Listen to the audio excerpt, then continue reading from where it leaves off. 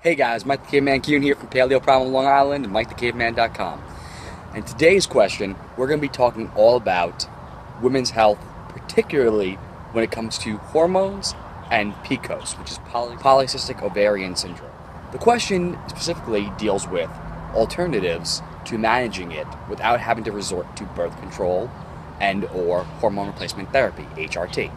So how do you do that? Well, the thing is, PCOS in and of itself is a collection of symptoms, the majority of which have to do with insulin resistance and dyslipidemia. So your cholesterol levels and your triglycerides are out of whack.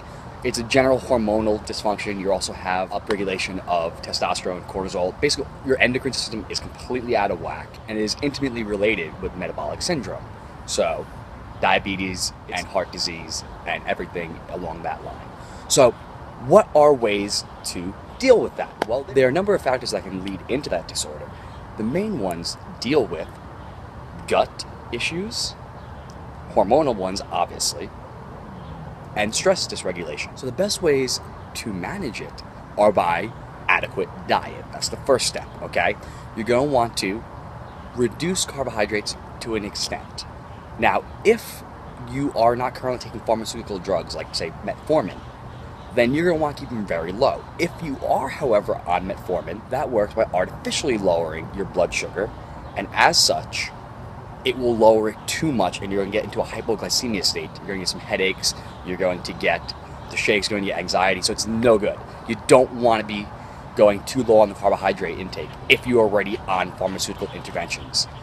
That being said, if you are not and you're trying to just balance this out, what you're going to want to do is you're going to want to eat lots of quality animals. You're going to want to eat quality fats.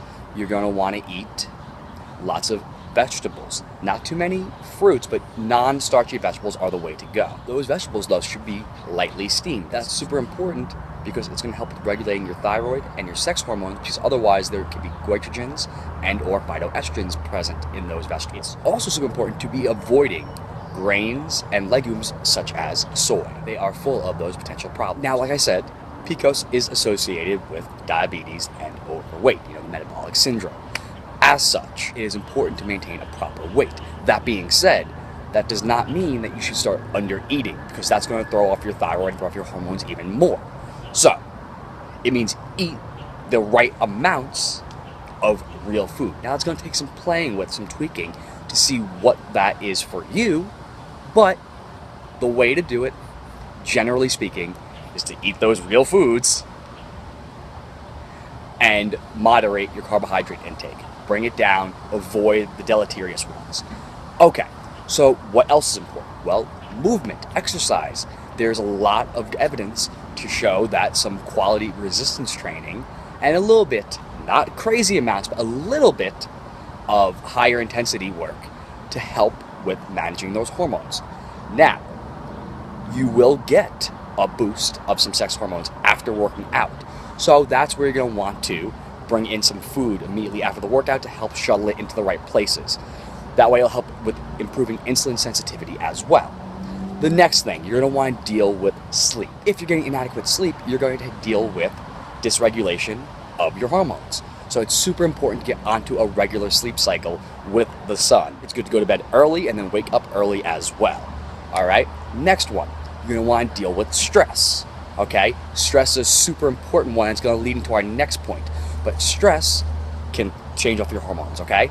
The fact of the matter is, cortisol is a stress hormone. It gets released. Your HPA axis is activated when you are stressed. That sets up a whole cascade of hormonal release that can lead to PCOS. So it's super important that you manage that stress. Now, I know we've talked about hormetic stressors, but if you have this condition, you are obviously past that allostatic load. You have broken that camel's back already. So for you, stress management is number one. That deals with the sleep and the exercise we talked about already.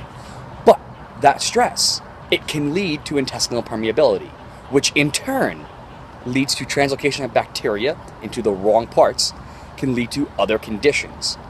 All right? So it's super important that you manage that stress. But that intestinal permeability, what that's going to do, it's going to lead to bacterial overgrowth. There is a huge amount of evidence linking PCOS and hormonal dysregulation to the gut microbiome. Okay, those bacteria in your gut, not only do they help clear out excess hormones, they also can produce a little bit themselves. So it's super important to make sure you have optimal gut flora. The bacteria in your gut need to be right.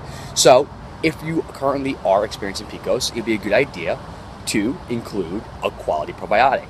Megaspore, we talk about this all the time.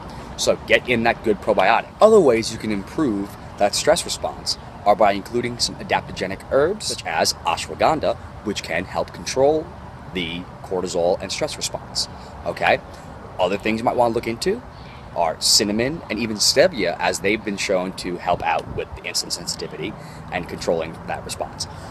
Some other things you're going to want to make sure you're getting in a quality multivitamin. What that's going to do is ensure that you are not deficient in anything, to properly manage those physiological processes.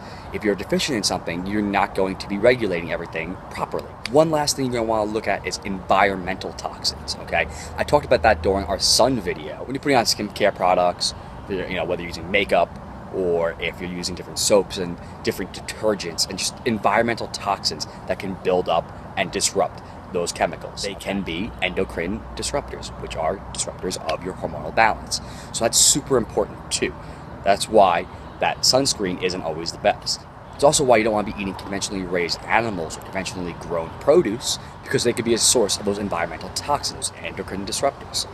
So one way that you could potentially get around that is by including some activated charcoal when you're using some of those products, or if you've eaten something that could be a little bit questionable.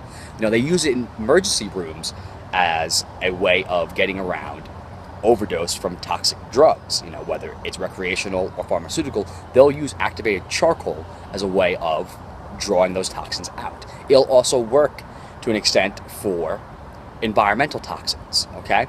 So a little bit of activated charcoal might help. So what are our main takeaways for today? Eat a real food diet, low-ish, in carbs. If you're on metformin, don't do it. Don't go too low, because you're going to have some problems. But when you do choose carbs, make sure they are the right type, not the grains, not the soy. Okay?